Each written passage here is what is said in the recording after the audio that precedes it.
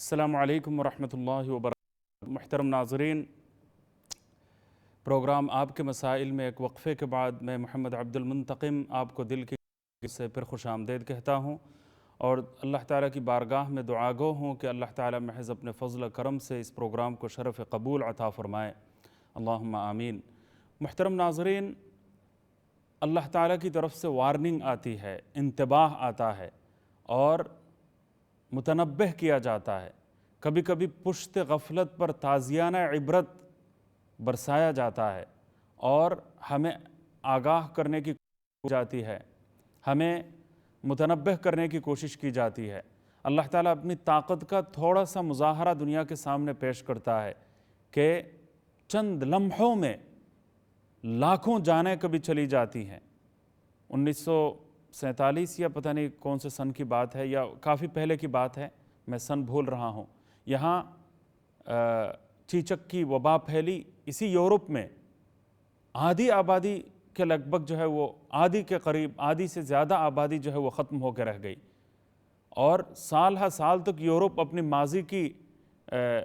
لوگوں کی جو تعداد ہے اس کی سطح تک جو ہے وہ یورپ نہیں پہنچ پایا۔ تو اللہ تعالیٰ چند لمحوں میں سب کچھ ختم کر سکتے ہیں۔ بحر بر پر تنہا اسی کی بادشاہی ہے اور کوئی کچھ بھی نہیں کر سکتا۔ 4 سال، 4000 سال، 5000 سال، 10,000 سال میں آپ نے کوئی آیا۔ تاریخ کا مطالعہ کریں گے تو آپ کو اندازہ ہوگا کہ 4 سالہ لاکھوں کی کسی شہر کے پیچھے موجود ہیں اور اس کے بعد وہ تاریخی وجود میں آئی، تاریخی مقام وجود میں آئے، تاریخ کے ہر نے کتنے لوگوں نے کتنے نامے سر دیے اور ایک ایک حصہ تاریخ کا مرقع ہے، تاریخی جگہیں ہیں اور دنیا بھر سے لوگ زیارت کے لیے زیارت کے لیے لوگ آیا کرتے ہیں۔ اتنے بڑے بڑے تاریخی مقامات ہوتے ہیں، یہ تو تمہاری 5,000 سالہ محنتوں، کاوشوں اور کارناموں کا مرکز کوئی شہر ہو، آن واحد میں اس کو دریا میں ڈبو سکتے ہیں، اس کو زیر سمندر لے جا سکتے ہیں، تاریخ ختم ہو جائے گی، نشانات مٹ جائیں گے، پورا شہر۔ تو اللہ تعالیٰ یہ سب کچھ کر سکتا ہے اور اس کے نتیجے میں پوری دنیا ختم ہو جائے، یہ بھی اللہ تعالیٰ کر سکتا ہے۔ میں یہ بتانا چاہ رہا ہوں کہ اللہ تعالیٰ اپنی طاقت اور قدرت کا اگر مظاہرہ کرنا چاہیں تو کچھ بھی اللہ تعالیٰ کر سکتے ہیں۔ اس کا تھوڑا سا اشارہ ہمیں بعض ان واقعات کے ذریعے ہمیں ملتا ہے، کچھ نہ کچھ اندازہ ہو جاتا ہے۔ اگر چاہیں گے تو آن واحد میں ہمارا ختم کر سکتے ہیں، صفحہ ہستی سے پوری دنیا کو ختم کر سکتے ہیں۔ اس کا تو یقین الحمدللہ ہر فرد کو ہو سکتا ہے، حالات اور واقعات کا اگر کوئی مطالعہ کرے اور دنیا کا عبرت حاصل تو پھر جا کے یہ بات سمجھ میں آ سکتی ہے، اور اگر کوئی عبرت حاصل کرنا نہ چاہے تو اس کا تو کوئی علاج نہیں ہے۔ میں ایک کالر سے بات کرتا ہوں، اس کے بعد میں کچھ اور مزید اہم باتیں آپ سے کروں گا انشاءاللہ۔ دیکھتا ہوں لائن پر کون ہے۔ السلام علیکم۔ السلام علیکم ورحمۃ اللہ وبرکاتہ۔ آپ کو اور سب سننے والوں کی خدمت میں السلام علیکم ورحمۃ اللہ وبرکاتہ۔ وعلیکم السلام۔ بہن، آپ نے بہت اچھی دعائیں بتائی ہیں۔ جی، وہ لا الہ الا انت سبحانک انی کنت من الظالمین کی تصویر 1,24,000 دفعہ پڑھنے کی اجازت دے دیں، اور روزانہ کتنی بار پڑھنا چاہیے؟ کیا فرمایا؟ آخری بات سمجھ میں۔ لا الہ الا انت سبحانک انی کنت من الظالمین کتنی بار روزانہ پڑھنا چاہیے؟ یعنی اس کی میں نے یہ بات بتائی تھی کہ اس کی کثرت کی جائے، زیادہ سے زیادہ اس کو پڑھیں۔ یعنی بعض بزرگوں نے اس بات کا تجربہ کیا ہے کہ 300 مرتبہ پڑھنے سے بھی فائدہ ہوتا ہے، بعض بزرگوں نے اس کا بھی تجربہ کیا ہے کہ 1200 دفعہ پڑھنے سے بھی فائدہ ہوتا ہے۔ ایک تو بیماری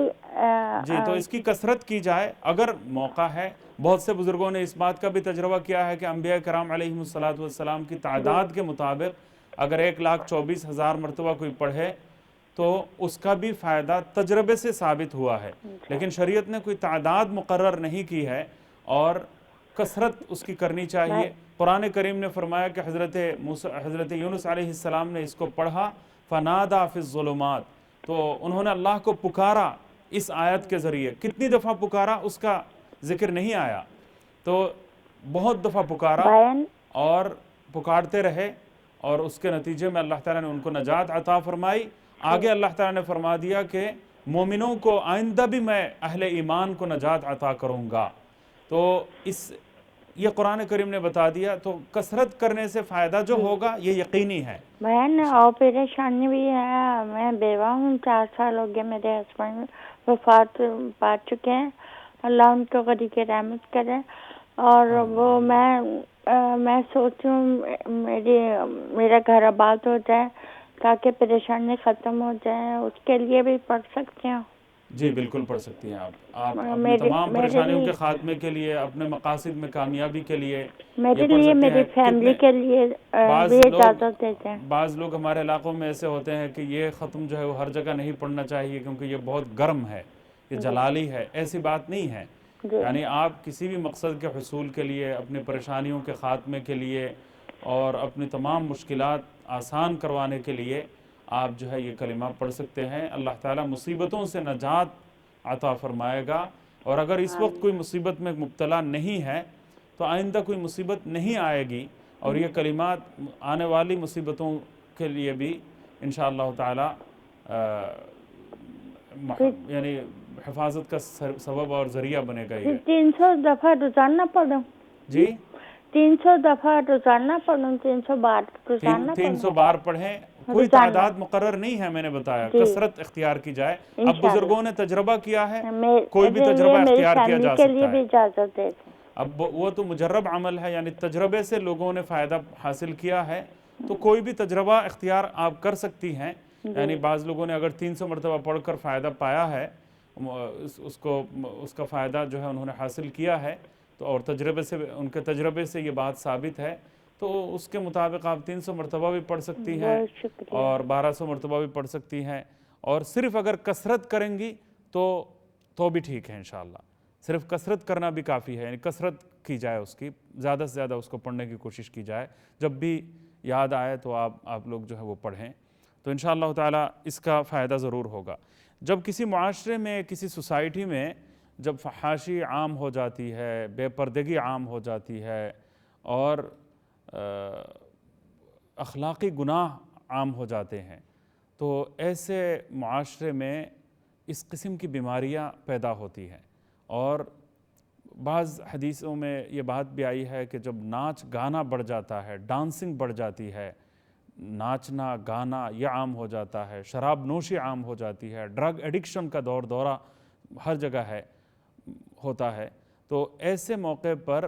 العیاذ باللہ العلی العظیم یہ زلزلے آتے ہیں، بیماریاں آتی ہیں، مصیبتیں آتی ہیں، آفتیں نازل ہوتی ہیں۔ اس قسم کی تمام احادیث طیبہ کا، حدیثوں کا اگر مطالعہ کیا جائے تو کئی گناہوں کا ذکر آتا ہے کہ لوگ اگر عام طور سے زکوٰۃ چھوڑ دیں گے، فحاشی اگر عام ہو جائے، عریانی اگر عام ہو جائے، اخلاق باختگی اگر پھیل جائے، تو بے پردگی عام ہو جائے، اور بے پردگی کا گناہ، فحاشی اور عریانی کا گناہ اگر عام ہو جائے، ناچ گانا اگر عام ہو جائے، شراب نوشی عام ہو جائے، عام طور سے لوگ جو ہے وہ زکوٰۃ کی ادائیگی چھوڑ دیں،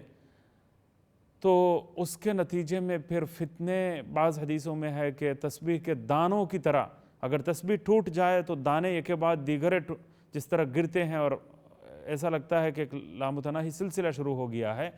تو اس طرح جو ہے ایک کے بعد دیگرے مصیبتیں آئیں گی، آفتیں آئیں گی، مشکلات آئیں گی۔ پھر حدیث میں فرمایا گیا کہیں آگ لگے گی، آگ بڑک اٹھے گی، کسی جگہ پر زلزلہ ہوگا، کہیں سیلاب آئے گا، یک کے بعد دیگرے مصیبتوں کے لیے تم تیار ہو جاؤ، عذاب کے لیے تم تیار ہو جاؤ۔ تو یہ خطرناک باتیں ہیں۔ بچنے کے لیے صدقہ و خیرات کا اہتمام بہت کرنا چاہیے، دعائیں پڑھنی چاہیے، صدقہ و خیرات کے ذریعے اللہ تعالیٰ مشکلات ختم فرماتا ہے، مصیبتوں کو دور کرتا ہے، اور اللہ تعالیٰ ان مصیبتوں کو دور کرنے کا میں بڑی تاثیر صدقہ و خیرات میں رکھی ہے۔ تو اللہ تعالیٰ اپنے حفظ و امان میں رکھتا ہے ان نیک اعمال کے یہ جو دعائیں پڑھنا، صدقہ و خیرات کرنا، گناہوں سے بچنا اور فرائض اور واجبات کی ادائیگی کا اہتمام، اور پھر ہر وقت معوذات کا اہتمام، یعنی جو دعائیں اللہ تعالیٰ سے پناہ لینے والی دعائیں ہیں ان کا اہتمام اگر کیا جائے گا تو اس کے نتیجے میں غیر معمولی فائدہ ہمیں پہنچے گا، کتنی حفاظتیں ہمیں حاصل ہوں گی، اور اللہ تعالیٰ کے کتنے حفظ و امان میں ہم آئیں گے، کس قدر جو ہے وہ پناہ میں آ جائیں گے۔ اب اندازہ لگائیے، حضرت انس رضی اللہ تعالیٰ عنہ کا واقعہ ہے، حجاج بن یوسف کے پاس تھے اور انہوں نے کوئی خلاف بات کی ہوگی یا اس کے ظلم کے خلاف کوئی بات کی، حضرت عبداللہ بن زبیر رضی اللہ عنہ کو اس نے قتل کروا دیا، قتل کیا، صحابہ کرام کا قاتل تھا وہ، اور اس کے ظلم و ستم کا دور مشہور تھا، لاکھوں لوگوں کو جس نے قتل کروایا، تو حضرت عبداللہ بن زبیر کو اگر قتل کروایا تو وہ حضرت انس رضی اللہ عنہ کو بھی قتل کروا سکتا تھا۔ تو جب یہ تکلیف پہنچانے کا ارادہ کیا اور کہا کہ تم رسول اللہ صلی اللہ علیہ وسلم کی خدمت میں تھے، ورنہ میں تمہارے ساتھ وہ سلوک کرتا جو میں دوسروں کے ساتھ کیا کرتا ہوں، یعنی میں قتل کرواتا، تو حضرت انس رضی اللہ عنہ نے فرمایا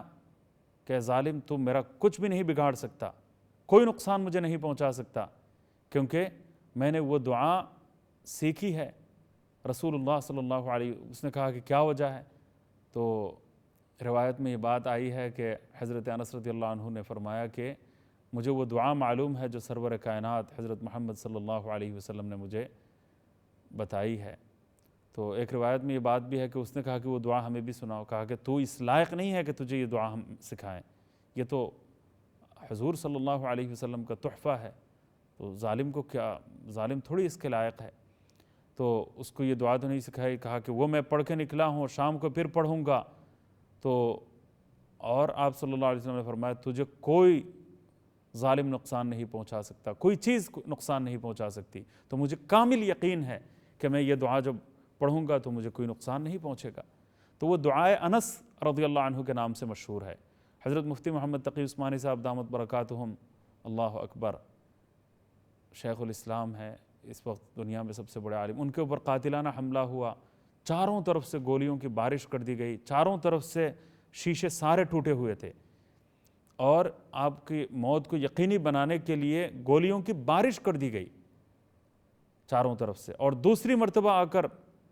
حملہ آوروں نے حملہ کیا اور دوبارہ گولیاں برسائیں۔ تو یہ ہو ہی نہیں سکتا کہ ایک چھوٹی سی کار میں وہ گولی آپ کو نہ لگے، لیکن فرمایا کہ وہ دعائے انس پڑھ کر نکلے ہوئے تھے، انہوں نے بھی اور حضرت نے بھی اور حضرت کی اہلیہ نے بھی، اور جس نے وہ دعا پڑھی ہے اللہ تعالیٰ نے، ڈرائیور نے بھی پڑھی تھی، اس کو بھی اللہ تعالیٰ نے بچایا، کتنے شہید ہوئے، لیکن اللہ تعالیٰ نے حضرت کو اپنے حفظ و امان میں رکھا۔ یہ زندہ واقعہ ہے کہ حضرت دعائے انس کے پڑھنے کے نتیجے میں کتنی زیادہ حفاظت رہتی ہے۔ وہ لمبی دعا ہے، میں اس کو کبھی اسکرین پر دکھانے کی آپ کو کوشش کروں گا آئندہ، تاکہ آپ سب جو ہے اس دعا سے فائدہ حاصل کریں۔ نقد فائدہ ہمیں ملا ہوا ہے۔ ہمارے اساتذہ کرام نے، وہ کراچی میں کتنے حالات خراب رہتے ہیں، تو ہمارے استاذ محترم حضرت مفتی عبدالرؤف سکھروی صاحب دامت برکاتہم، انہوں نے واقعہ سنایا کہ وہ دعا ایک بزرگ کا اور ایک استاذ کا، عالم دین کا روزانہ کا معمول رہا، تو وہ گن مین آ گیا مارنے کے لیے، تو وہ کن پٹی پر پستول رکھی، لیکن وہ پستول چلی نہیں، تو کہا کہ دعاؤں کا ایسا اثر جو ہے وہ الحمدللہ سامنے آیا، اور اس کے نتیجے میں اللہ تعالیٰ نے حفاظت فرمائی ہے۔ تو یہ صرف ایک دعا کافی نہیں ہے، پوری زندگی کو تقوی کے سانچے میں ڈھالنے کی ضرورت ہے۔ وہ تقوی بچاتا ہے، اللہ تعالیٰ بچاتا ہے، لیکن تقوی ذریعہ ہوتا ہے، صدقہ و خیرات اس کا ذریعہ بنتا ہے، دعائیں اس کا ذریعہ بنتی ہیں، اور مختلف دعاؤں کے ذریعے جو فائدہ پہنچتا ہے وہ ہم الفاظ کے ذریعے واقعی بیان نہیں کر سکتے۔ سبحان اللہ، یہ حضور صلی اللہ علیہ وسلم کی نبوت کا زندہ جاوید معجزہ ہیں یہ سارے دعائیں، یہ نبوی معجزہ ہیں، رسول اللہ صلی اللہ علیہ وسلم کا معجزہ ہے کہ کوئی انسان اس طرح دعا مانگ ہی نہیں سکتا۔ اگر سچی وحی کسی کے اوپر نہ اترتی ہو تو وہ ایسی دعائیں ایسے الفاظ کے ساتھ کبھی مانگ ہی نہیں سکتا۔ آپ پوری دنیا کی دعاؤں کو ایک پلڑے میں لے لیں، وہ حدیث سے اگر مستفاد ہیں اور حدیث کا چربہ اگر ہے یا حدیث کی نقل اگر ان دعاؤں میں اتاری گئی ہو تو بات دوسری ہے، لیکن حدیث کے علاوہ لوگوں نے کتنی دعائیں مانگی ہیں ان کو آپ جمع کر لیں اور پھر حضور صلی اللہ علیہ وسلم کی تمام دعاؤں کا گہری نظر سے آپ جائزہ لے لیں، مطالعہ فرما لیں،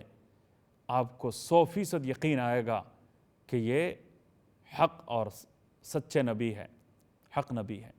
رسول اللہ صلی اللہ علیہ وسلم کی نبوت کی سچائی، آپ کے رسالت کی صداقت پر یقین کرنا آپ کے لیے ضروری ہو جائے گا۔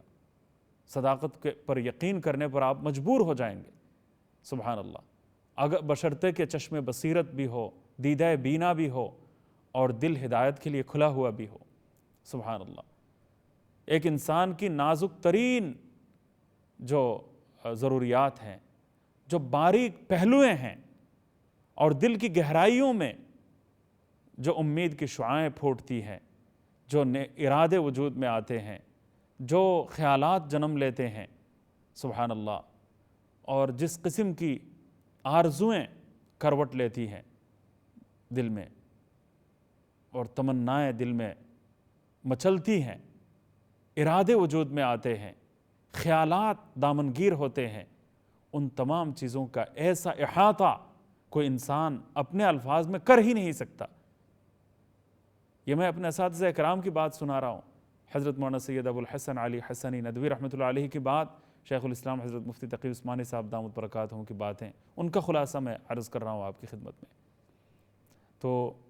ان دعاؤں کے الفاظ پر اگر غور کیا جائے تو انسان یقین مانیے اللہ تعالیٰ کے آگے سجدریز ہو جاتا ہے، اور حضور صلی اللہ علیہ وسلم کی عبدیت، آپ کی بندگی، عاجزی، درماندگی کا جو اعتراف ہے، اور دعائیں جس طرح آپ نے سکھائی ہیں، ان تعلیمات کے آگے، ان دعاؤں کے آگے انسان بالکل پانی پانی ہو جاتا ہے، اور یہ سوچنے پر مجبور ہو جاتا ہے کہ وحی الہی کی رہنمائی اور اللہ تعالیٰ کی طرف سے اگر براہ راست رہنمائی نہ کی گئی ہوتی تو ایسے الفاظ انسانی زبان سے، حضور صلی اللہ علیہ وسلم کی زبان مبارک سے نہیں نکل سکتے۔ سبحان اللہ، ایک ایک دعا پر مسنون اور مأثور دعاؤں کی تشریحات علماء کرام نے بیان فرمائی ہے، اور ان دعاؤں میں معانی کی ایک کائنات پوشیدہ معلوم ہوتی ہے۔ ان دعاؤں میں انسانی ضروریات کی اتنی باریکیاں پوشیدہ معلوم ہوتی ہے، اور انسانی ضروریات کا اتنا احاطہ کر لیا گیا ہے کہ انسان حیران رہ جاتا ہے کہ وہ جلدی میں باہر جا رہا ہو، سفر کے لیے پاب و رکاب ہو، اور بیگیجز لاگیجز اس کے ساتھ ہوں، اور پھر باہر نکلنا مشکل ہو رہا ہو، ہوائی فلائٹ نکل جائے گی، وہ بھاگم دوڑ میں ہو، اور ایک طرف گھر والوں کے لیے پریشانی بھی دامنگیر ہو، تو وہ سفر کے لیے پاب و رکاب ہو، سفر کی تیاری کا مرحلہ ہو، تو ایسے موقع پر دل میں تو بہت کچھ ہے لیکن الفاظ ساتھ نہیں دیتے۔ ساری دعائیں دل میں تو ہوتی ہیں لیکن الفاظ کے ذریعے ان کو بیان نہیں کر سکتا، لیکن آپ صلی اللہ علیہ وسلم نے وحی کے ذریعے ہمارے اوپر یہ کرم فرمایا، یہ مہربانی ہمارے اوپر فرمائی کہ وہ الفاظ سکھا دیے، اور ساری نزاکتیں اس میں ماشاءاللہ داخل ہو جاتی ہیں، ساری نزاکتیں اس میں آ جاتی ہیں، ساری باریکیاں اس میں آ جاتی ہیں، دل کے سارے خیالات جو ہے آ جاتے ہیں۔ سبحان اللہ۔ کشور صاحب نے،